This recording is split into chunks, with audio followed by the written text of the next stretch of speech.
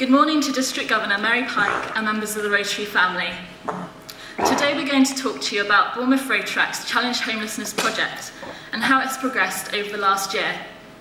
At last year's conference, I spoke about how Challenge Homelessness was launched with our sponsored Sleep Out, which was followed by presentations and a one-off soup kitchen.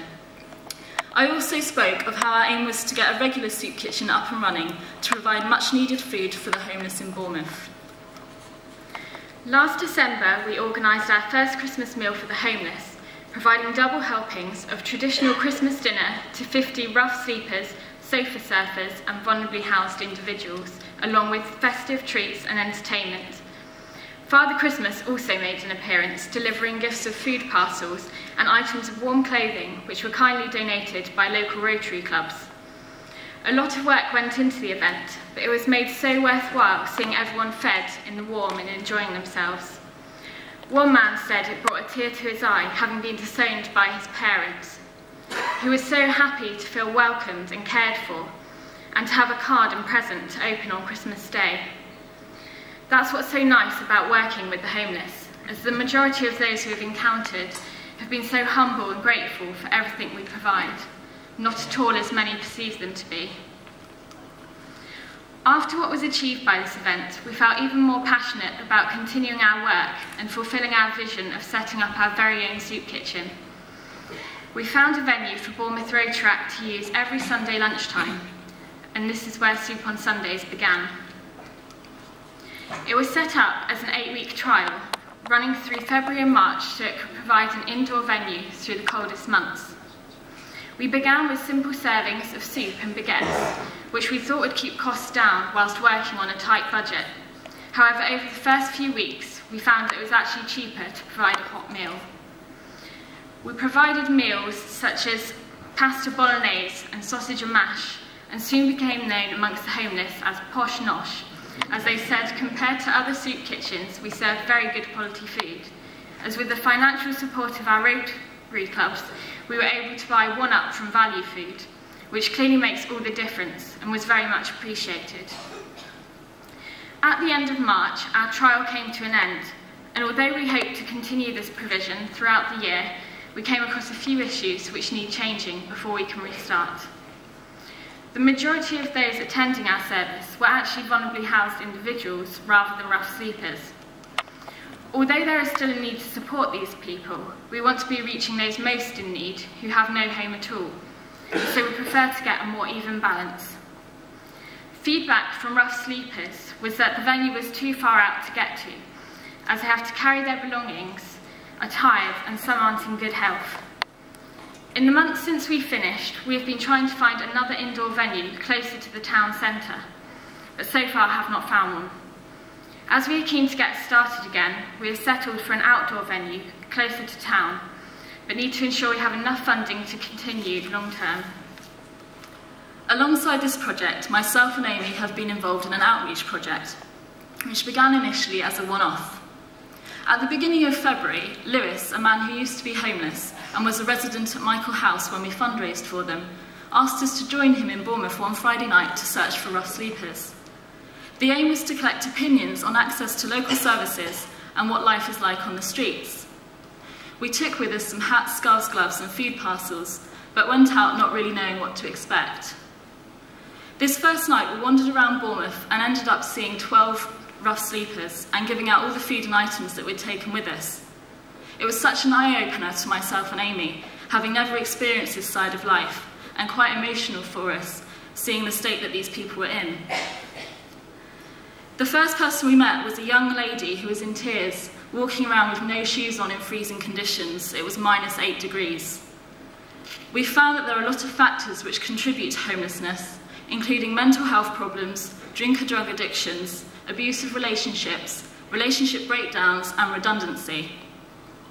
Since then, we've continued outreach on a regular basis, on a weekly basis, and to make it more official, Lewis came up with the name FORTH, which stands for Friday Outreach to the Homeless. We gain the support of Rotaract, with a rota of volunteers joining us when we go out, and are able to fundraise alongside Challenge Homelessness. Each time we go out, we take with us flasks of tea, coffee, soup, food parcels, and blankets and clothing. As we've become more used to going out and more at ease with talking to the people we meet, we've got to know some of them pretty well, and they look forward to seeing us. In the weeks that we've been out since February, we've met over 100 rough sleepers in Bournemouth, which shows just how great a need that there is. We've been told many times by different people that it's not just about the food, it's about so much more than that. They've said how much they appreciate the fact that we give up an evening of our week to go out looking for them. They feel worth something because people are taking the time to talk and listen to them, and self-worth is something that a lot of these people lack. The three of us are Christians, and this is an important part of Forth, as we offer prayer to the people we meet, as well as food and conversation. We've had a good response to this, and there's something very touching about sitting on a huddle on the pavement, praying for these people who are desperate and who are always moved after this time together. Over the next few slides, you'll see the names of every person we've met since beginning our outreach. I'd like to encourage you to really think about those names. It's easy to see them just as a list of names without meaning, but each of those individuals have a story. They were born into a family and raised with their own hopes and aspirations. They had an idea of what they wanted to do with their life. It's just somewhere along the way, things didn't quite turn out as they had planned. I think it's important for us to remember it could be our name up there too. Going back to the start, the first woman we met was Natalie, who is now one of our regulars. We sat with her outside initially and listened as she spoke of her life and how she wished she was dead. She was at such a low point and could see no future. She has no local connection to the area, so cannot benefit from local services, and was left sleeping in a car park with wet clothing, and having been unconscious from use of alcohol to try and sleep, her and her partner had their blankets set fire to in the middle of the night. People seemingly oblivious that these are people just like the rest of us, and what they did could have killed them. Since that night, we have met Natalie many times and have formed quite a close relationship with her. We used to be welcomed into their makeshift home in the car park to sit on their duvets, have a chat and pray together, which always meant such a lot to them. The thing that surprised me when spending time with these people is that they are often so positive and with a smile on their face, despite everything they go through. For a while, Natalie was given some hope and was looked after by friends whilst her boyfriend was deported back to Russia. But no one can help forever, and after getting into an abusive relationship with another rough sleeper, she is left wandering the streets every night, too afraid to go back to the car park alone, and relying on the street community to look after her where they can. One thing that we should highlight is the violence that those we have met are enduring on a regular basis. As Amy said, Natalie had her blanket set fire to. We've heard from others who have been spat at, punched, shouted abuse at, urinated on, and had their heads kicked in whilst they're trying to sleep. It's a common misconception that homeless people cause trouble, and there are cases where this is true. But in all our time meeting people out on the streets, it's a member of the public who has been abusive towards us. It's easy to assume that all homeless people are alcoholics and drug addicts, and that's why they're on the streets. But this isn't the case. The majority probably are using, but quite a few have explained to us it's a vicious cycle and there's more to it. They've told us how alcohol provides warmth in the cold, helps them to sleep in a daunting environment, and sadly, drink and drugs give them a welcome escape from their situation. It's also important to note that despite the majority of those on the streets being genuinely homeless, there are a minority of cases where this life is chosen. A couple of individuals that we've met have been sleeping rough for years out of personal choice. In their opinion, it's an easy life. No bills to pay, free food from the soup kitchens, no stress of a job or family life. Another man chooses the streets because he says in accommodation he would have no one to love him. Out on the streets, he's well known by the public. Others are given the opportunity to move into accommodation, but after a few days leave because they cannot cope with four walls around them. For some, it's a vicious cycle, and no matter what the reason, there's most commonly some form of mental health problem involved. There are so many difficulties people face living on the streets. We have met people who are suffering with ill health.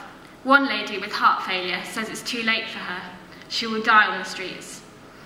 There are people experiencing schizophrenia, anxiety and depression who are vulnerable to self-harm and not receiving the necessary support. It's bad enough living with these conditions when you have a home and friends and family to offer help, so it's hard to imagine what they must be going through on a daily basis. We witnessed some very low points with people in complete desperation. A couple of months ago, we met a man named Clive. He was particularly distressed. He had lost access to his children, and after trying to overcome his addictions, was under their control more than ever. He had also just come out of prison for shoplifting and was not receiving the support he needed to rebuild his life and access housing. He felt so worthless. He told us how he was so upset and angry with life, that he wanted to be like everyone else. He wanted a job, a home, a normal life. He didn't want to be homeless, living on the streets with nothing to his name. As you've heard, these people are living hopeless and desperate lives, wanting to change but getting caught up in a vicious circle and not being able to escape from it. The things we've seen and heard are only part of the story. It's a dark world that these people live in, and we don't know the half of what really goes on out there. If we did, I think we'd be shocked. We want to make a difference to these people. At the moment, it seems it's just a small thing that we're doing, but so many of those that we've met on the streets have told us how much it means to them and how dependent they are on us going out to see them. We want to be able to continue forth and start up the soup kitchen on a Sunday evening, which will be a lifeline for these people, as there's no other provision of food at this time. We'd like to thank those clubs who are already supporting us in this venture, but we'd also like to ask everyone for your support, whether it be financially or collecting items such as food, blankets, sleeping bags, or hats, scarves and gloves. Your support will truly make a difference and give us the opportunity to carry on bringing hope into the lives of these people who we've truly come to love throughout the time we've spent with them. Thank you.